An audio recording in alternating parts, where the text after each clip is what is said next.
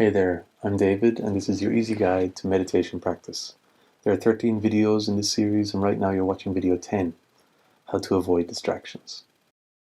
And as we've already mentioned, when you sit to meditate, your sole objective is to still the body and still the mind. So with that practice, you come face to face with your body and your mind and the challenges that they present. And you have nowhere to run to, you have nowhere to hide. You just have to accept the situation, accept the challenge, and overcome it.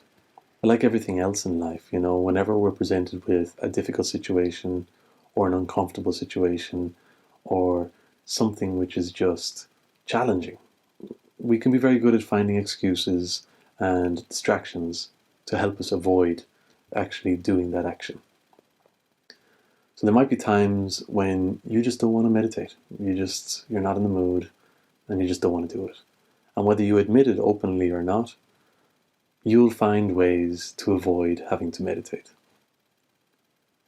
But it's important to remember that right now, as you're learning the process and learning how to go about doing the practice, you might be full of enthusiasm and aspiration to become good at the practice.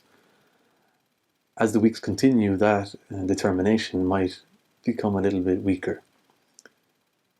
Remember the value that meditation has.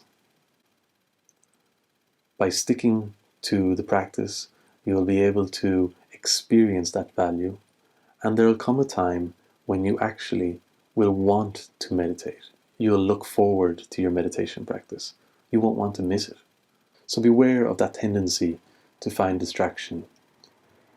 Set an alarm on your phone to remind you when to meditate, and when the alarm goes off, just go to your meditation space, sit down, and meditate. Your objective when you meditate is to internalize your attention. So it's best if you find a space which is quiet so that the outside noise isn't distracting you.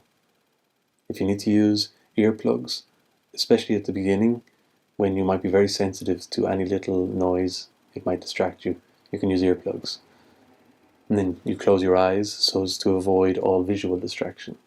And then you find somewhere comfortable to sit so there's no distraction for your body. Something to bear in mind is your phone. Phones are a distraction. If it's possible, don't even bring the phone into the same space. Just knowing it's there can be a distraction. But if that's not possible, if you need to have your phone with you, just put it on airplane mode.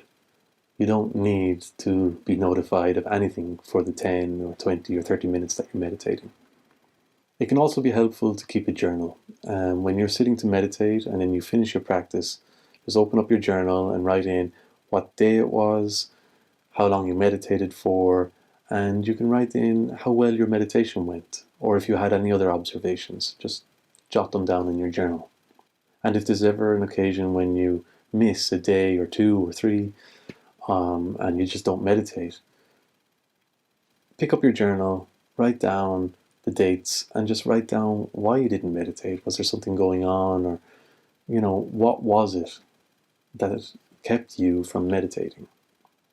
And something to bear in mind too is when the feeling arises in you, I don't want to meditate, or when you just are not in the mood, it can be equally helpful, especially when you're starting out, to just go to your meditation space, just sit there. Just sit there in the silence.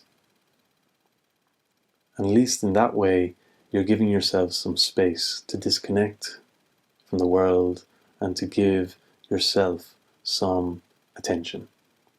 And in that space, if you want, you can pick up your journal and write.